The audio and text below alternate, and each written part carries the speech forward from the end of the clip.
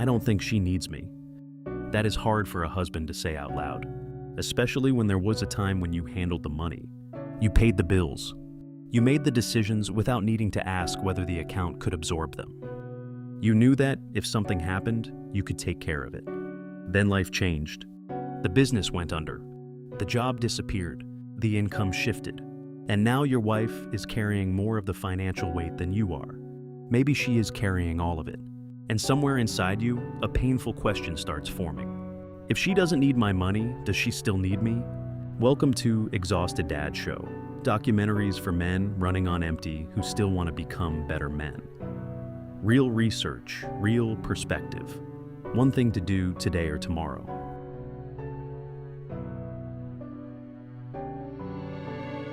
Let's begin with something men do not hear enough. Your income may have changed. Your value did not. Your circumstances changed. You did not stop being a man. You did not stop being a husband. You did not stop being a father. And you did not become disposable because the direct deposit changed.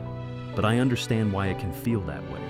For generations, men have been told that provision is not simply something we do. It is who we are. Make the money. Pay the bills. Protect the family from financial instability. And when you can no longer do that in the way you once did, it can feel like you lost more than income. It can feel like you lost your position. Research shows that this pressure is real.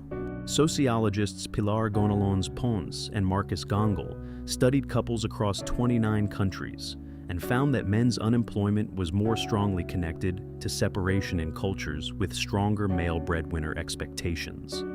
They described the pressure created when real-life conflicts with traditional gender expectations as gender social stress.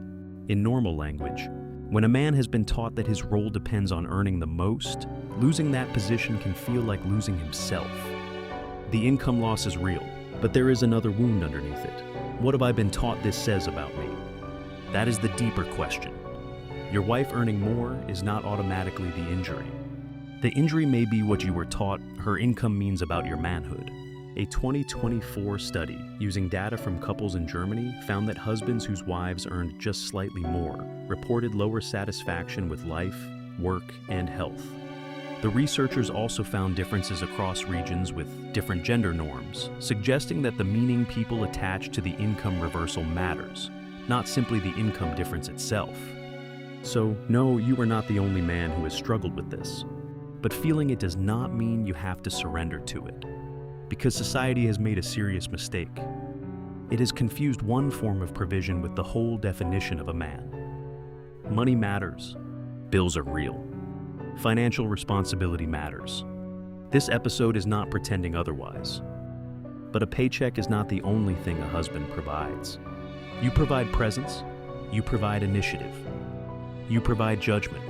You provide stability. You provide protection. You provide care. You provide discipline when the house needs structure. You provide calm when everybody else is overwhelmed. You provide vision when the family cannot see beyond the current season. You provide fatherhood to children who do not measure your worth by your tax return. Stop letting one form of provision erase every other form of provision. Because when something goes bump in the middle of the night, nobody checks your salary before asking whether you heard it. When your child is scared, your child does not ask who earned more this month. When your wife has had a brutal day, she does not always need a transaction. Sometimes she needs her husband, his attention, his steadiness, his honesty, his arms around her, his willingness to say, "We are going to face this together." That is provision too. And the economic reality inside marriage is changing. Pew Research Center reported that in 2022, wives were the primary or sole breadwinners in 16% of opposite-sex marriages in the United States. In another 29% of marriages, husbands and wives earned roughly the same amount. So, millions of men are living inside a newer economic arrangement while carrying an older definition of manhood. That mismatch can create shame. But shame is not a strategy. You still have to decide how you are going to show up. For some men, this is a rebuilding season.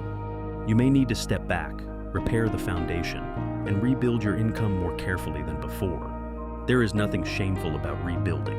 A season of being carried does not erase all the seasons you carried everyone else. And accepting help from your wife does not automatically make you less of a leader. Sometimes leadership is standing in front. Sometimes leadership is taking responsibility for the plan. Sometimes leadership is admitting the old plan failed and building a better one. And sometimes leadership is supporting the person who is carrying more of the weight right now. That is not leading from weakness. That is leading without ego. For other men, the answer may be different. Maybe your wife earns enough. Maybe she enjoys her work. Maybe your family functions better when you carry more of the parenting, household management, or daily logistics. That does not mean you stopped contributing. It means your contribution changed form. But there is a difference between choosing a role together and disappearing into passivity. Being supported financially is not permission to become absent. You still have to contribute. You still have to initiate. You still have to carry something real. You still have to be somebody your family can depend on. Not because you need to dominate the household, because partnership requires both people to bring strength to the table.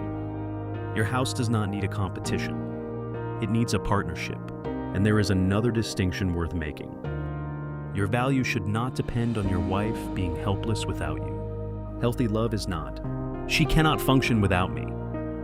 Healthy love is, her life is stronger, safer, fuller, and better supported because I am here. She may not need you to rescue her. She may still deeply need you to stand beside her. She may not need your permission to succeed. She may need to know that her success will not make you resent her. She may not need you to earn the most.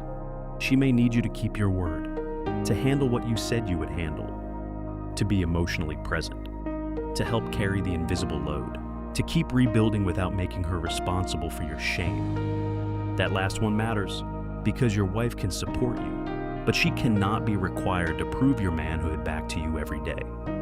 That work belongs partly to you. You have to separate your worth from your current earning power. You have to grieve what changed without treating yourself like you died. You have to look honestly at what your family needs now, not what your ego says the picture was supposed to look like. What does the household need? Where is the pressure? What can you carry? What needs to be rebuilt? What does partnership look like in this season? Those are leadership questions. The Bible does not reduce a husband to his income either.